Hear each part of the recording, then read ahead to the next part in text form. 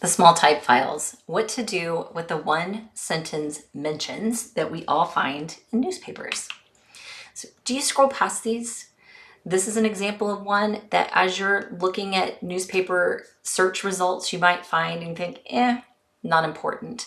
But I would love for you to stop and really start looking at these one sentence mentions. I think these are so incredibly important to the overall timeline of our ancestors' life. Every one of these sentences is like quietly answering questions, but raising new ones at the same time. So again, something short, but things I'm pulling out. My great grandfather was at Purdue University as a student, obviously, and he came home because he was ill for some kind of reason. So little facts that you can pull.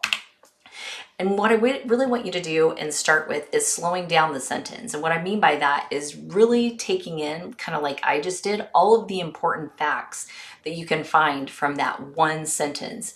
So this is an example of one, again, Harry, and I see that he's in the article. He has a cousin, Miss Cora, in the article. They visited Westfield, and there is another person with the Hamilton name, Will. So I can start to kind of piece things together or even ask questions that I might want to research in the future. So what is Cora's last name? I'm going to assume it's Hamilton, maybe not. Are they related to Will? Again, I would guess they probably are, but maybe not. So it helps not only give you information, but give you information you could also research. So how might I use these one sentence mentions? The first way I can do that is to place it on a map. Love this one. So Harry spent the day in Indianapolis transacting business in the early 1900s. He likely took the train. So I found this map of the train routes in the early 1900s in Indiana. And so I could trace and see, this is Greensburg where Harry lived, and he went to Indianapolis, and I can see the exact train line that he would have taken to Indianapolis that day.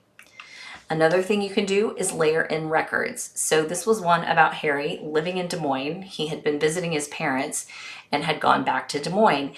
And so I wanted to kind of place Harry in Des Moines at that time frame. So I pulled the census from the time, and it was actual split page version of a census, so two different pages of information. So this page here had Harry and his cousin and a maid. And when I flipped to the page before that, I found Harry's sister and her husband. So Harry was living with his sister and her family in Des Moines at that time.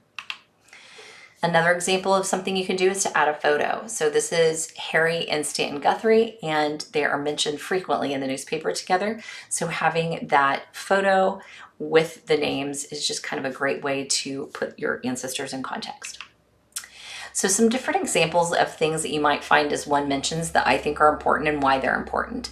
So the first one is a guest list mention. Now this one is just one line, but there's a lot of info here. So my great grandmother was entertaining friends in honor of someone named Miss Winship, who was a guest of Miss May McGee. So looking at these kind of guest list mentions, you can maybe reveal family clusters or even social circles of your ancestors. You can also get relationship clues. I see these relationship words as breadcrumbs, not just filler in the newspaper article. So this one is one that mentions Harry's uncle, and we actually have a name to go with it. The infamous Sunday afternoon story. We've probably all seen these. My ancestors and my husband's ancestors, my goodness, I find loads and loads and loads of these Sunday afternoon stories.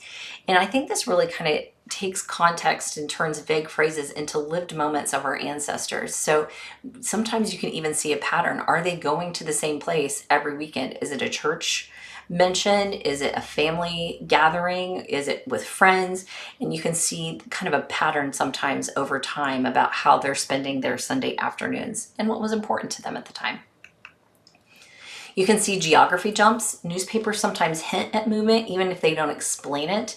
I loved this one because I have no other record besides this mention in the newspaper that tells me that Harry was living in Minneapolis, Minnesota. I've got lots of other places and can track and trace his residence in other places, but never in Minneapolis. So sometimes these one-line mentions can give you clues and information that you've never had before.